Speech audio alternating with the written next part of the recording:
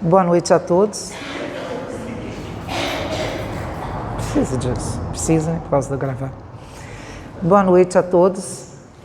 Tá falando? Tá? Vocês deu para perceber, né, gente, o quanto o Kiko gosta de mim, né, com a prece. Um tema polêmico que eu trouxe para Ana Carla, né? Então, isso é porque ele gosta muito de mim, né? Então, mas enfim. É muito bom estar aqui com vocês para a gente poder estudar um pouquinho mais, né? Ter um discernimento acerca desses temas tão atuais, tão modernos, à luz da doutrina espírita. O que o Espiritismo vem trazer para nós, né? Essa doutrina aí que já completa aí quase 170 anos e um tema tão atual como esse. O que o Espiritismo deixa para nós? Mas antes a gente vai dar uma pincelada nesse cenário, né, da atualidade, onde a gente tem visto as nossas crianças vestidas, né, dessa seguinte forma. Meninas, crianças que deveriam estar brincando de boneca, né, já está todo com uma postura, às vezes, de mocinha, de conversando com os rapazes, e muitas das vezes isso é influenciado por nós mesmos, pais, avós, tios, que achamos bonitinho. Essa semana eu entrei rapidinho no mercado ali no BH e eu passei em frente a uma loja e eu vi vários vestidinhos, daqueles vestidinhos de criança de antigamente, de babadinho, e eu fiquei imaginando minha neta num vestidinho daquele. Eu falei, eu acho que se eu der de presente vai achar que a vovó é careta, né? Porque hoje a gente percebe as crianças sendo como se fossem miniaturas de adultos, vestindo de forma adulta e não mais como criança. Então esse tema, gente, traz pra gente uma reflexão muito grande. Felca, eu acho que ele só colocou, né, de uma forma visível tudo aquilo que muitos de nós já sabíamos, mas fingíamos não saber. Então vamos lá, o que seria esse termo, adultização infantil? A adultização infantil é a exposição de crianças e adolescentes a responsabilidades, comportamentos, conteúdos e hábitos inapropriados para a idade, pois são típicos da vida, do modo de vida de adulto. É quando a gente, né, delega tarefas, funções para as nossas crianças, como se eles tivessem condição, responsabilidade para determinadas tarefas. Quando a gente busca vesti-los, né, dar presentes de adulto para uma criança. Então isso, de alguma forma, a gente está fomentando para que essa criança rapidamente deixe de ter o seu lado infantil, essa pureza que a inocência proporciona a todo espírito reencarnante, que essa fase dócil, meiga, onde elas estão mais aptas a receberem os ensinamentos dos pais, para já desde cedo ficarem imaginando, né, como que eles vão agir de forma adulta, usando sapatinhos às vezes com salto, né, roupas sensuais, totalmente incoerentes, incompatíveis com a condição de criança. E a gente vê, né, cada vestimenta que a gente fica assim, assustada, né? Antes a gente achava bonitinho. Aí quando o Kiko me dá esse desafio, que eu comecei a ver as fotos, gente, eu fui me sentindo assim, eu fiquei apavorada, porque realmente a gente não dá conta do quanto que a gente tem insuflado as nossas crianças a serem mini adultos. E vivemos numa sociedade que muitas das vezes força as crianças a crescerem antes da hora. E que é período melhor do que o da nossa infância, quando a gente ainda, né, acho que poucos aqui, não, uma boa parte lembra, brincar de pique na rua. As crianças, né, com certeza, aí, né, Sabrina, não deve nem saber o que é isso, né? Brincar de pique na rua, de pique-esconde, nossa, que delícia que era na minha época, no quarteirão lá de casa, né? Então, tinha a casa do Sojó, né, Paulo? Que a gente brincava naquele quarteirão ali todo, depois quantas coisas mudaram. Meninas pequenas são vistas usando roupas adultas, exibindo comportamentos inapropriados para a sua idade, como o uso indiscriminado de celulares. Isso aqui é um alerta para a gente muito grande. Exposição excessiva à internet e a busca por experiências não compatíveis com a infância. Será que a gente tem o cuidado de ver o que as nossas crianças estão acompanhando nas internets, nas redes sociais? Às vezes a gente acha, estão só vendo o videozinho do TikTok. Mas será que por trás disso não tem coisas mais perigosas, algumas tramas que a gente sequer pode imaginar? Certo dia eu estava indo fazer uma palestra no Namoro ao Próximo. Na hora que eu cheguei na praça, parei no sinal, minha neta de 6 anos virou para mim e falou assim: vovó, eu consegui. Eu falei: o quê? Vencer o desafio, eu consegui ficar um tempo sem respirar. Na hora que ela falou assim, eu gelei. Eu falei: como é que é, Malu? Ela falou: eu consegui vencer o desafio, vovó. Eu fiquei tantos segundos, desde que a gente saiu de casa, sem respirar. Eu falei: como assim? Nós vamos conversar sobre isso quando chegar em casa. E ali eu me reuni com o Rosélio, chamei pai, mãe e falei: olha, e a Malu, gente, é a criança mais dócil que eu conheço, assim, tranquila, né, Ângela? De paz, de boa. Eu nunca, se alguém me falasse que a Malu já tinha ouvido ou assistido algum desafio na vida, eu ia falar: não, você está confundindo, a minha neta não. Então, aí que a gente vê o quanto o perigo, muitas das vezes, está do nosso lado e a gente não imagina. Aí, logo depois, deu a notícia daquela criança em Brasília, né? Que fazendo um desafio, acabou ficando sufocada no travesseiro, né? Parece que teve intoxicação pelo desodorante, não é? Uma coisa assim? Alguma coisa nesse sentido. Na semana seguinte, aconteceu esse desafio e a criança morreu. Então a gente para pensar, gente, que mundo é esse que a gente está deixando as nossas crianças livres para fazerem o que quiserem? Nós não fomos criados assim, tudo para a gente tinha limite. Eu já tinha lá meus 14, 15 anos, se eu não chegasse 10 horas em casa, coitada de mim. Então, assim, na época que a gente foi criado e se deu certo com a gente, por que a gente está fazendo tudo o contrário com os nossos filhos, permitindo tudo para os nossos netos?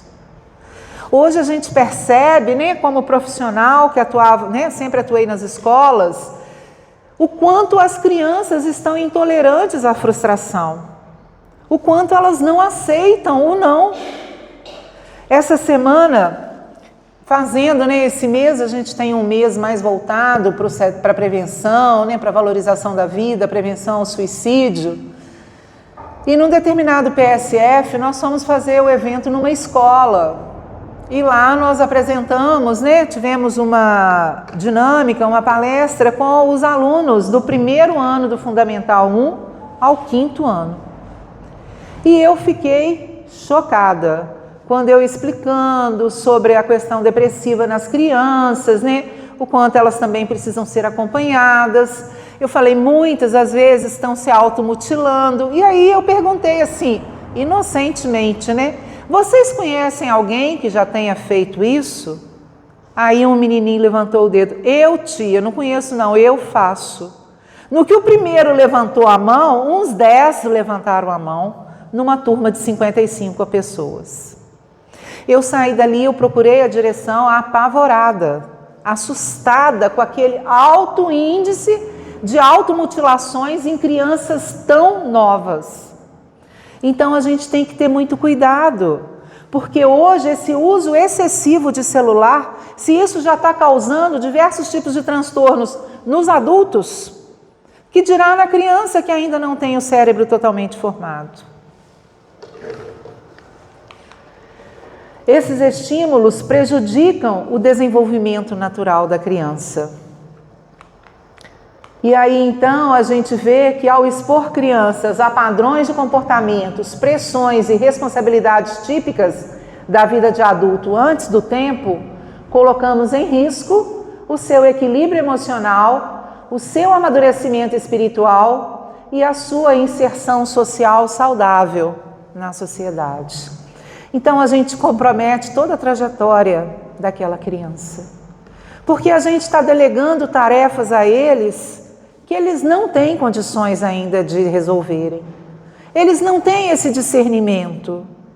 Seria como se eu desse uma situação, vamos dizer, uma equação de segundo grau, né, para uma criança do primário resolver, do Fundamental 1 resolver.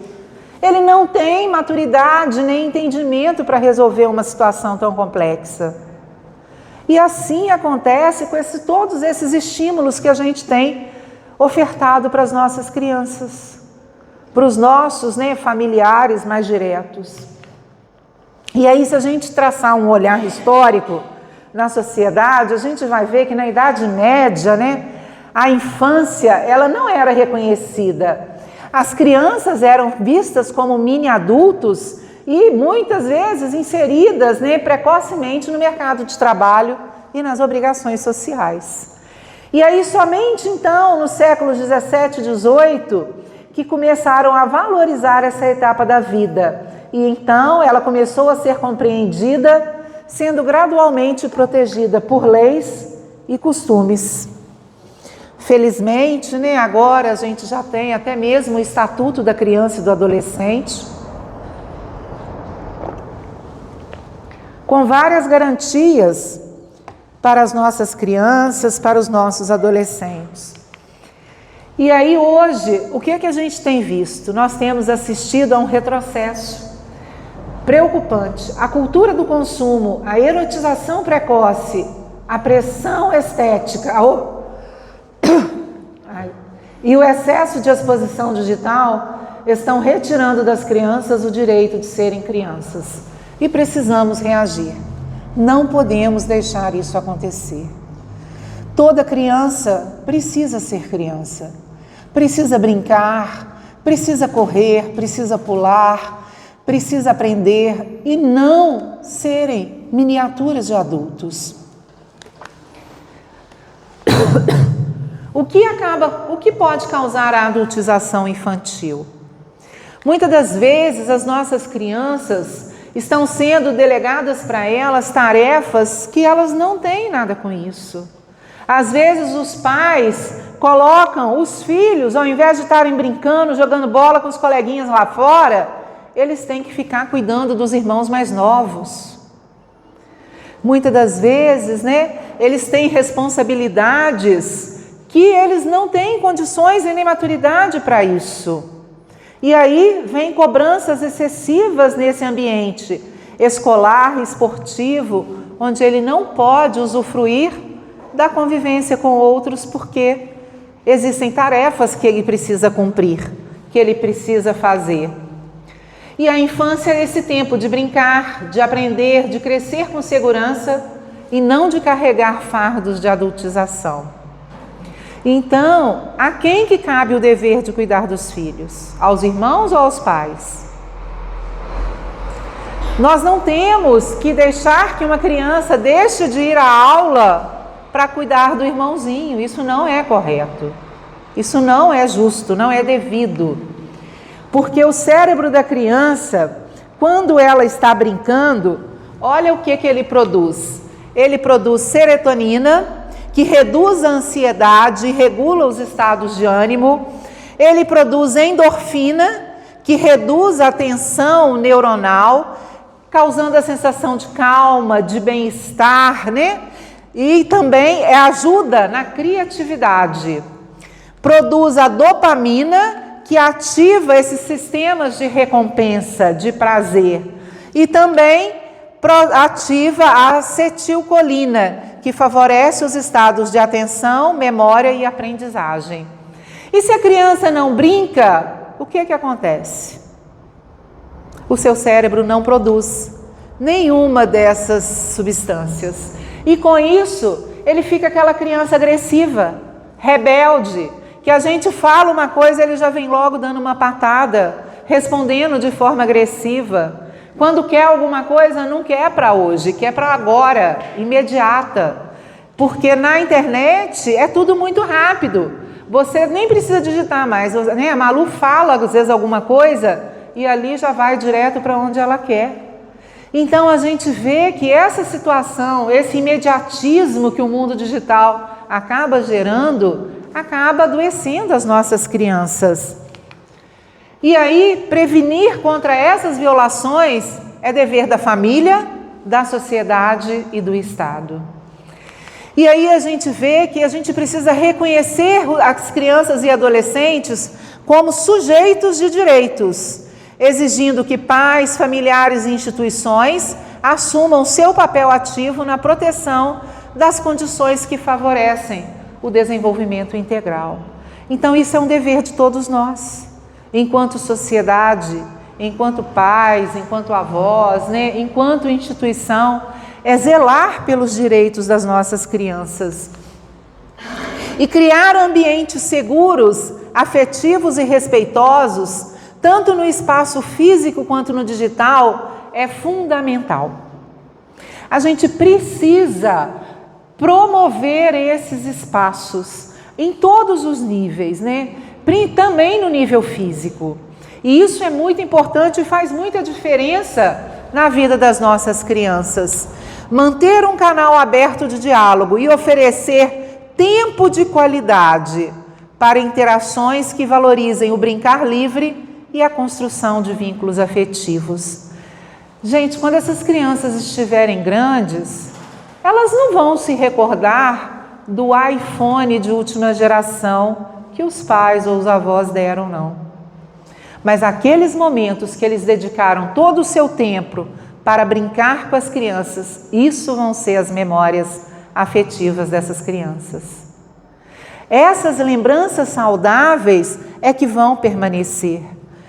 Eu e meu marido trabalhamos a semana inteira, né, de segunda a sexta. Então, quando a gente pega a nossa neta para final de semana, nós fazemos questão, eu sempre aviso, né, Cid, no dia de visita, olha, não tem quem fique com a minha neta, porque o Rosélio às vezes precisa ir para recreio. Então, eu deixo num trabalho meu, num compromisso meu, porque a minha família precisa ser a minha prioridade. E com essas pessoas eu assumi um compromisso no meu planejamento reencarnatório antes de aqui retornar. E quando eu assumo que eu vou ficar com ela, eu não quero apenas que ela fique na minha casa, naquele espaço físico. Eu quero que ela possa ter tempo de qualidade conosco, para que ela possa se recordar de cada momento que ela vivencia com os avós de forma única, de forma ímpar. E com isso, durante a semana inteira, a gente aproveita o mundo digital e cada brincadeira nova que a gente vê, eu mando para o Rosélio manda para mim, para a gente colocar em prática no sábado. Então, os nossos sábados e domingos são muito divertidos, onde a gente vai para horto, a gente vai na praça, a gente vai comprar picolé, a gente não sai de casa, fica brincando o tempo inteiro, mas intenso. E a gente precisa fazer isso. E a gente tem feito o quê? Ah, não. Está enjoada a criança? Pega, nem sei cadê o meu. Pega logo o celular, toma, fica lá no celular um pouquinho para dar sossego à mãe. Porque a mãe também quer ficar no celular. A mãe também quer ficar no celular. Então eu achei muito interessante que essa semana a Malu foi lá para casa e a gente, né, preparando o estudo. E lá em casa agora, depois desse feito do desafio, o nosso combinado é que não tem celular mais final de semana. E aí uma coleguinha foi ficar com ela na colônia de final de semana dos vovôs, lá em casa. E o Rosélio preparou várias brincadeiras, tipo, bem da minha época, né, da dele também, de tomar banho na garagem de mangueira com sabão em pó no chão. E elas vibraram, fazer carro de papelão, e elas amaram. Aí quando foi chegando a noitinha, a coleguinha, que tem um celular, né, já tem o celular próprio, que nós não demos a Malu, e ela, na hora que deu uma certa hora, tia Carla, tia Cacá, liga para minha mãe que eu preciso de uma coisa. Eu falei, o quê? Eu preciso do meu celular. Aí eu falei, ih, deu ruim. Aqui na casa da tia Cacá não usa celular. A Malu, isso mesmo, Sofia, aqui a gente não usa celular. Vamos embora brincar, porque aqui a gente não pega celular. Pronto, tudo resolvido, tudo tranquilo. Mas é fácil, gente? Não, a gente tem que dar atenção 24 horas. É cansativo, mas vale a pena. A consciência tranquila do dever cumprido, da gente estar passando para essas crianças uma educação boa, de qualidade, com momentos únicos, onde ninguém nunca vai tirar isso deles, não tem dinheiro que pague. E eu estar podendo acompanhar, eu estar podendo ver, porque no celular eu não sei o que ela está vendo do outro lado. Por mais que eu esteja do lado, eu às vezes sequer imagino o que ela está seguindo, o que ela tem acompanhado.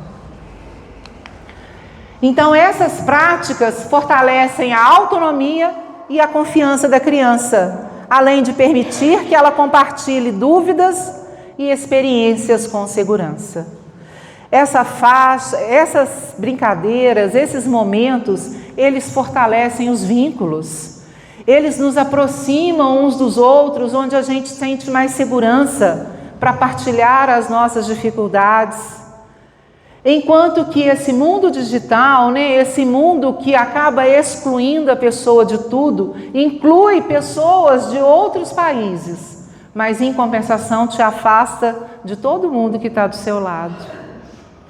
Então a gente precisa estar atento a isso, porque muitas das vezes as crianças não começam por nada, elas só estão replicando aquilo que elas veem os pais fazerem. E o que a ciência fala para a gente da maturidade, do cérebro infantil? A neurociência mostra que o cérebro humano só alcança plena maturidade por volta dos 25 anos, especialmente na área responsável por autocontrole e avaliação de riscos. E aí o que a gente está vendo?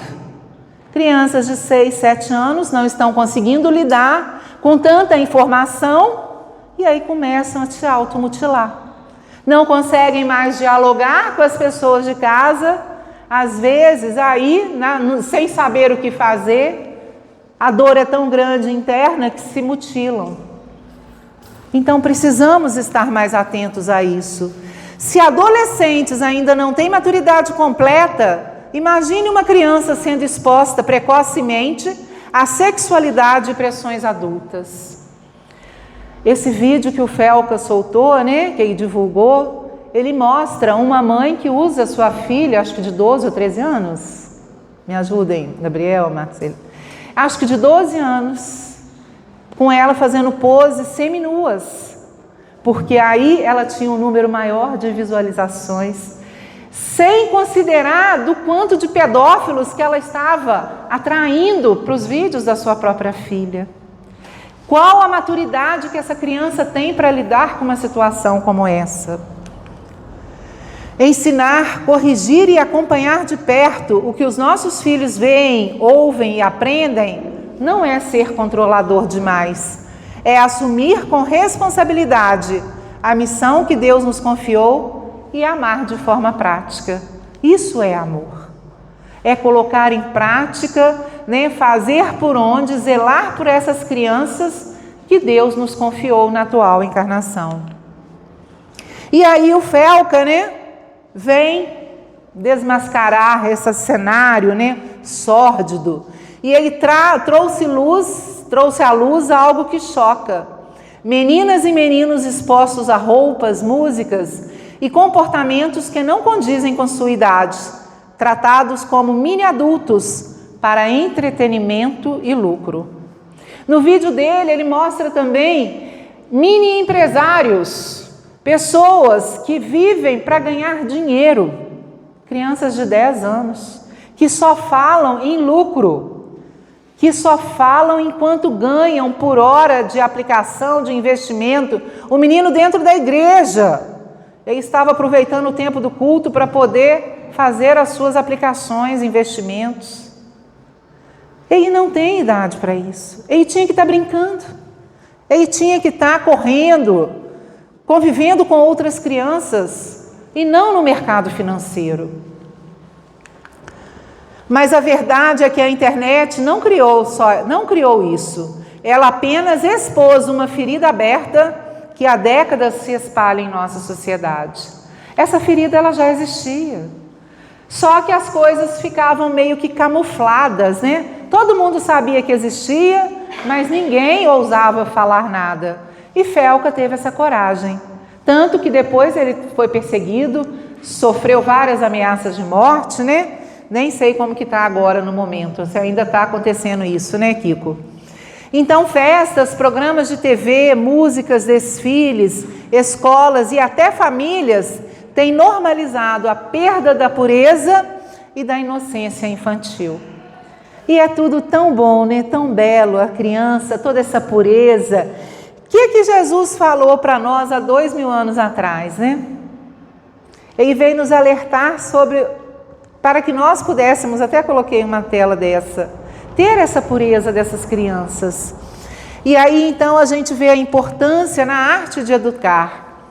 E a adultização precoce, nós precisamos nos posicionar diante desse tema de forma urgente, porque ele afeta o presente e o futuro das nossas crianças. Muitas crianças hoje, falando de depressão, nós temos um índice altíssimo de crianças e adolescentes depressivos. E a gente vê, né? Nós tivemos aquela série, me ajuda a lembrar o nome aí, gente? Adolescência, onde a gente sequer podia imaginar aqueles pais, o quanto eles se culparam, né? Porque eles achavam que o filho estava trancado em casa, o filho estava seguro.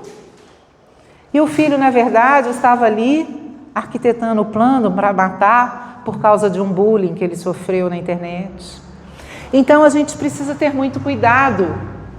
Inspirados pela luz dos sentimentos de Kardec, a gente recorda que a educação é a obra que reforma o homem e, por consequência, a sociedade. Então nós temos esse compromisso com os nossos filhos, com as nossas crianças, esse compromisso de educá-los. Mas educá-los não é somente pagar uma boa escola, garantir um ensino de qualidade para eles, não. Para isso nós temos as escolas do mundo, mas compete aos pais, aos familiares, a educação moral, aquela que incute hábitos, aquela que incute virtudes. Instruí-vos para melhor fazer o bem. Então, se a gente não sabe como fazer, que a gente busque, que a gente peça ajuda, que a gente peça orientação, mas que a gente faça aquilo que for certo. A infância é um período sagrado e indispensável na experiência reencarnatória, em que a alma recém-chegada ao mundo físico precisa de afeto, proteção, limites e orientação moral para cumprir a sua missão. Engraçado que não fala que a criança precisa de brinquedos sofisticados, de iPhone de últimas gerações. Não fala isso, né? Olha o que a criança precisa, né? De afeto, de proteção, de limites, da gente falar não. O não, muitas das vezes, as pessoas têm receio, não podem melindrar a criança. Gente, quantos nãos eu ouvi na minha vida?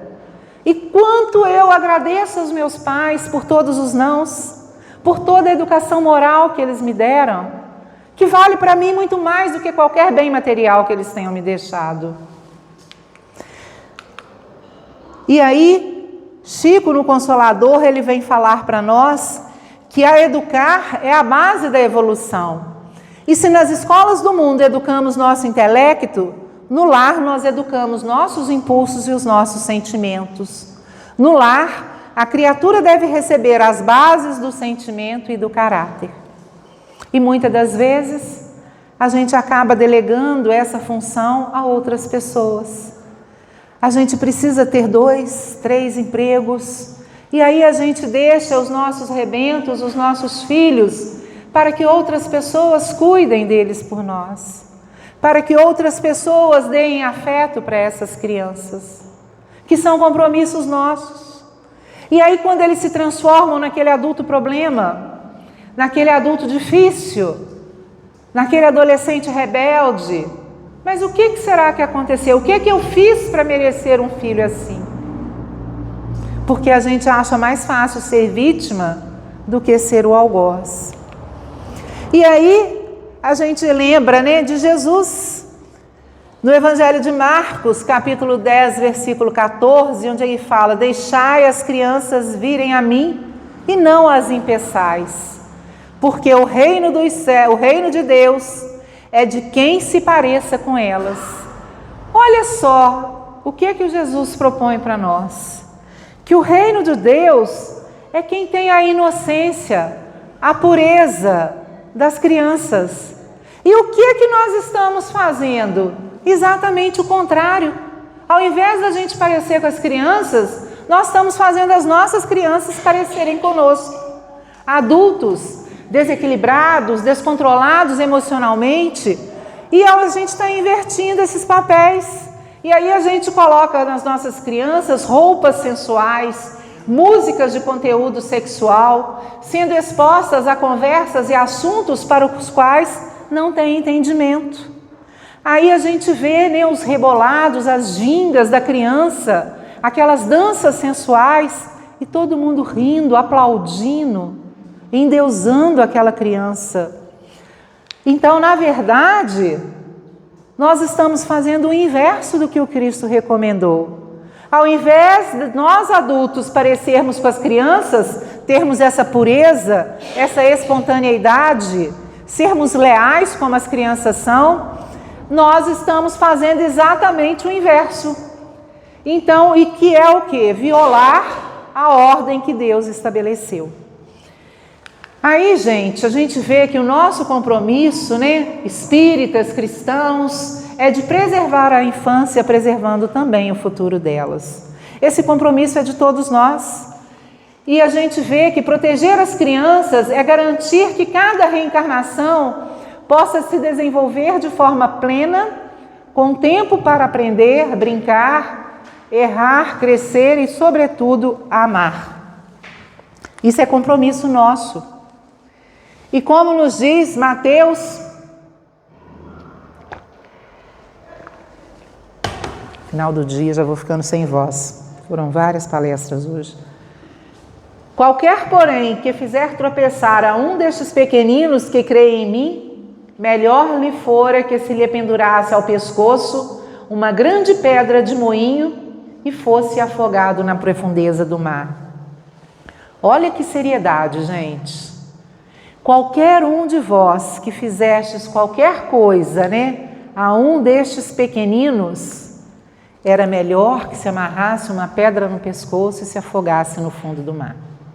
Olha o tanto de responsabilidade, de comprometimento que nós estamos criando para nós. Então, que a gente possa estar atento a essa responsabilidade.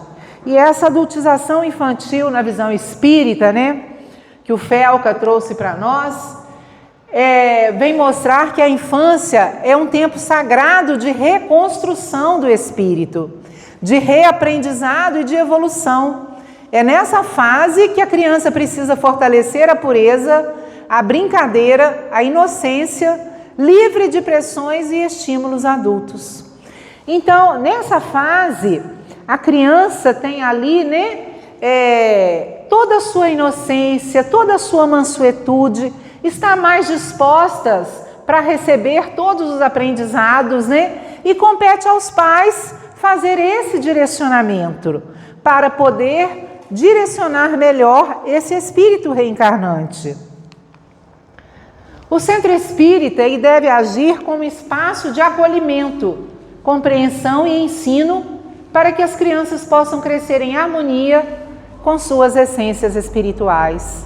E modéstia à parte, o Tintino faz isso muito bem, né? A gente vê que as nossas crianças na escolinha, tanto às quintas quanto aos domingos, né? Eles são muito bem direcionados, eles são muito acolhidos aqui pela equipe de trabalhadores da casa. Na Gênese, Kardec, no capítulo 1, no item 42, nos fala: na infância, o espírito reencarnado se beneficia do esquecimento do passado. Isso lhe dá uma oportunidade de renovar suas forças, mas os registros energéticos das suas experiências anteriores permanecem latentes, aguardando o momento certo para serem despertados. Olha o quanto é sério quando a gente acaba insuflando uma criança a desenvolver a sua sexualidade. E se esse espírito reencarnante for alguém que já errou muito na área, no desequilíbrio sexual? Olha o quanto a gente vai comprometer, ao invés de ajudar a conduzir esse espírito reencarnante no caminho correto, nós vamos estar jogando num abismo no qual a compromisso para essa encarnação era tentar superar os erros pretéritos. E aí a gente faz exatamente o contrário. A infância, então, é esse período de reaprendizagem e evolução. Então é esse momento que a gente vai estar reorganizando, replanejando, reprogramando as metas com aquele espírito reencarnante. Tais essas crianças que trazem ao nascer ideias inatas, que sabem, por assim dizer, sem que tenham aprendido na presente vida. Quantas crianças, né, a gente vê que nunca chegaram na frente de um piano e ao ficarem de frente tocam melodias maravilhosas. Quantas crianças pegam uma tela e pintam divinamente bem. Então a gente vê que ali nós já temos aquelas ideias que já são inatas, que já trazem presente de outras vidas. E da mesma forma que essas ideias inatas são latentes no espírito, na criança, todas essas tendências também são. Oi, Gilberto. Com licença, eu desenho moda desde os 5 anos de idade, não fiz faculdade. Pois é, Gilberto nunca fez uma faculdade, né? E desenha desde novo. Então a gente vê que isso aqui já é algo latente do espírito que já trouxe consigo essa bagagem, essa experiência. E o espírito, ao longo da sua jornada, acumula experiências de todas as naturezas, incluindo aquelas relacionadas à sexualidade. Então foi o que nós acabamos de fazer, né? Esses espíritos que trazem a seu lado, né, da sexualidade muito aflorada, então a gente precisa estar direcionando isso melhor. Alegrias, tristezas, traumas, afetos e amores vividos em outras encarnações ficam registrados em seu ser, influenciando diretamente suas tendências e emoções no presente. Então a gente vê, né, que tudo aquilo que foi vivenciado fica ali registrado no espírito. E aí a gente precisa conduzir de forma positiva, para que o espírito não venha cair novamente nos mesmos erros.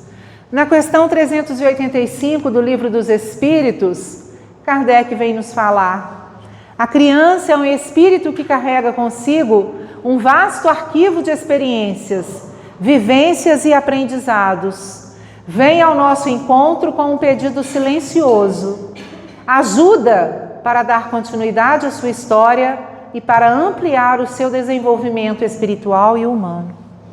A criança pede socorro, gente, para que a gente possa conduzi-la no caminho do bem, no caminho reto, no caminho pautado em valores que edificam o ser humano. E aí a gente precisa estar atento, porque muitas das vezes a gente está corroborando, permitindo que venha à tona todos aqueles instintos de outras existências, onde ela acabou caindo, ela acabou errando. É que o espírito retoma a natureza que lhe é própria e se mostra qual era. Não conheceis o que a inocência das crianças oculta. Não sabeis o que elas são, nem o que foram, e muito menos o que serão. Então, gente, nada disso nos foi revelado. Então, aquela docilidade de uma criança, que já desde cedo, né, começa a ter todo o seu lado de encantamento, já utilizar isso de uma forma equivocada, é preciso que sejamos atentos. Porque nós não sabemos o que essa criança tão dócil e tão meiga foi no passado. o que ela será agora ou no futuro próximo. E a sexualidade não é um simples atributo biológico. Ela tem origem no inconsciente, nas profundezas do espírito e se manifesta ao longo de nossas reencarnações. Essa força, ela se refina e se sutiliza ao longo do tempo, buscando aprimoramento contínuo, refletindo a evolução espiritual do ser humano. Então essa força, gente, o objetivo dela é se refinar e se tornar cada vez mais sutil. E quando a gente potencializa isso desde cedo, nós estamos insuflando ainda mais, exacerbando, ao invés de buscar refinar e transformá-la numa força mais sutil. E aí a gente vê que esse aprimoramento deve ser contínuo, a todo instante, desde cedo. E como que a gente vai falar de sexualidade com as nossas crianças, com o nosso filho? A sexualidade infantil é um aspecto natural do desenvolvimento humano, mas deve ser compreendida com a devida responsabilidade. As expressões dessa energia vital devem surgir no momento adequado, sempre sob a supervisão consciente e amorosa dos pais. A educação sobre sexualidade deve ser gradual, respeitando o ritmo de cada criança. E às vezes, os pais, já está namorando na escola, quem que você está namorando? E força, já beijou, querendo antecipar algo antes da hora, sem estar no momento exato, porque no momento que estiver para acontecer, que isso aconteça de forma mais natural, mas não com os pais antecipando, querendo adiantar o processo. No Reformador, tem um artigo, Sexualidade e Espiritualidade, que fala que a exposição precoce a comportamento adultos pode afetar a criança de formas profundas, influenciando sua visão de mundo e seus padrões de comportamento. Nós sequer podemos imaginar o quanto isso pode ser comprometedor para nossas crianças. A adultização pode abrir portas para influências externas negativas, tanto do plano físico quanto do extrafísico, prejudicando o equilíbrio e o bem-estar da criança. A gente vê então que essa adultização ela pode também facilitar a aproximação de irmãozinhos desencarnados que também se comprazem com essas situações da erotização e com isso eles sofrerem perturbações de irmãozinhos obsessores que se aproximam das nossas crianças. Durante esse período, a criança deve fortalecer seus condicionamentos de harmonia, equilíbrio emocional e aprendizado espiritual. É um tempo para vivenciar a pureza, a brincadeira, a inocência e não para ser exposta a pressões externas que não condizem com sua fase de vida. Então a gente vê, que criança, essa faixa etária é para brincar, é para correr, para pular, para dançar, para aprender cada vez mais. Não vamos fazer das nossas crianças mini adultos. Vamos estar atentos para proporcionar para elas aquilo que elas realmente precisam nessa faixa etária. Porque aos pais, nós sabemos que, como Kardec pergunta na questão 582, se podemos considerar como missão a paternidade. E eles respondem, os espíritos respondem que sim, que é sem contestação de dúvida uma verdadeira missão. E ainda podemos acrescentar, e talvez seja uma das mais difíceis de serem cumpridas, mas só que, e fala que envolve muito mais do que pensa o homem, a sua responsabilidade quanto ao futuro. E aí eles vêm falar, Deus colocou o filho sob a tutela dos pais, a fim de que esses o dirijam pela senda do bem. Mas infelizmente, muitos estão mais preocupados em cuidar das árvores do seu jardim do que em educar os filhos, em fazer com que as suas flores deem frutos, do que ter o cuidado de educar os filhos. Mas infelizmente, mais tarde, se esses filhos vierem a sucumbir, eles terão que conviver com os sofrimentos futuros do filho. Então, gente, quando nós retornarmos ao mundo espiritual, não nos será perguntado: o que seu filho foi quando cresceu? Qual a profissão? Ele foi médico? Ele foi doutor, dentista, advogado, engenheiro? Não, mas nos será perguntado: que fizestes do filho confiado à vossa guarda? Que possamos ter uma boa resposta para quando nos for solicitado respostas acerca da educação dessas crianças, que nos foi dado a missão de educá-los e de conduzi-los ao caminho do bem. Muita paz a todos.